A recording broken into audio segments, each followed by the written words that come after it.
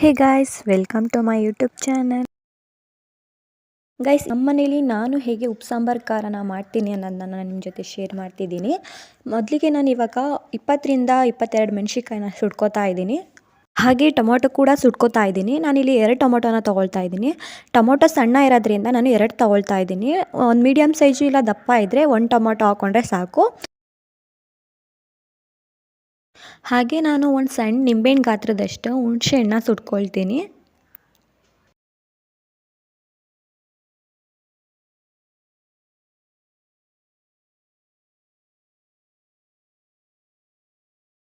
Guys ನೋಡಿ, ನಾನು ಈ ರೀತಿ ಸುಟ್ಕೊಂಡಿದ್ದೀನಿ.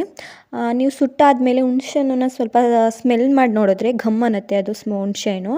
ಆ ರೀತಿ ಹುಣಸೆಹಣ್ಣನ್ನ ಸುಟ್ಕೋಬೇಕು. ಹಾಗೆ ಟೊಮೊಟೊ ಕೂಡ ಘಮ್ ಅನ್ನೋ ರೀತಿ ಸುಟ್ಕೋಬೇಕು.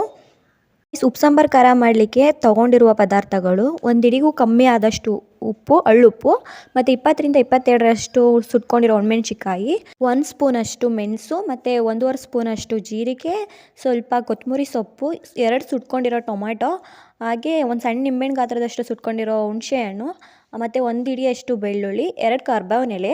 ಇದಿಷ್ಟನ್ನು ನಾನು ಮಿಕ್ಸಿ ಜಾರ್ಗೆ ಹಾಕ್ಕೊಳ್ತಾ ಇದ್ದೀನಿ. ನಿಮಗೆ ಜೀರಿಗೆ ಫ್ಲೇವರ್ ಸ್ವಲ್ಪ ಜಾಸ್ತಿ ಬೇಕು ಅಂದರೆ ಇನ್ನೂ ಚೂರು ಜೀರಿಗೆ ಹಾಕ್ಕೊಳ್ಬೋದು, ಮತ್ತು ಮೆಣಸು ಕೂಡ ಆ್ಯಡ್ ಮಾಡ್ಕೊಬೋದು ಇನ್ನೊಂದು ಸ್ವಲ್ಪ. ಸುಟ್ಕೊಂಡಿರೋ ಟೊಮೊಟೊನ ನಾನು ಸಿಪ್ಪೆನ ತೆಗೆದ್ಬಿಟ್ಟು ನಾನು ಹಾಕ್ಕೊಂಡಿದ್ದೀನಿ ಗ್ರೈಂಡ್ ಮಾಡ್ಕೊಳ್ಳಿಕ್ಕೆ.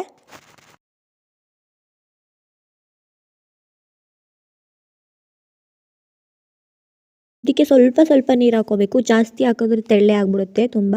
ಸೊ ಅದಕ್ಕೆ ಸ್ವಲ್ಪ ನೀರು ಹಾಕ್ಕೋಬೇಕು. ಟೊಮೊಟೊಲ್ಲೂ ಕೂಡ ನೀರು ಬಿಡುತ್ತೆ, ಅದಕ್ಕೆ ಸ್ವಲ್ಪ ನೀರು ಹಾಕ್ಕೊಂಡು ಗ್ರೈಂಡ್ ಮಾಡ್ಕೋಬೇಕು. ನೋಡಿ, ನಾನು ಇವಾಗ ಗ್ರೈಂಡ್ ಮಾಡ್ಕೊಂಡೆ ಎಷ್ಟು ಚೆನ್ನಾಗಿ ಬಂದಿದೆ ಅಂತ. ಈ ಉಪ್ಪು ಸಾಂಬಾರು ಖಾರನ ಒಳ್ಕಲ್ಲಿ ಕೂಡ ಆಡಿಸ್ತಾರೆ. ಒಳ್ಕಲ್ಲಲ್ಲಿ ಆಡಿಸಿದ್ರೆ ತುಂಬ ಚೆನ್ನಾಗಿರುತ್ತೆ ಟೇಸ್ಟು. ಅದಿನ್ನೂ ಬೇರೆ ರೀತಿ ನುಣ್ಣಗೆ ಬರುತ್ತೆ. ಆದರೆ ನಾನಿವಾಗ ಮಿಕ್ಸಿ ಜಾರಲ್ಲೇ ಆಡಿಸಿದ್ದೀನಿ. ನೀವೇ ನೋಡ್ಬೋದು ಎಷ್ಟು ಚೆನ್ನಾಗಿ ಬಂದಿದೆ ಉಪ್ಪು ಸಾಂಬಾರು ಖಾರ ಅಂತ. ಟೇಸ್ಟ್ ಕೂಡ ಚೆನ್ನಾಗಿದೆ. ನೀವು ಕೂಡ ಮನೇಲಿ ಟ್ರೈ ಮಾಡಿ ನೋಡಿ, ಹೇಗೆ ಬಂದಿದೆ ಅಂತ ಕಮೆಂಟ್ ಬಾಕ್ಸಲ್ಲಿ ತಿಳಿಸಿ.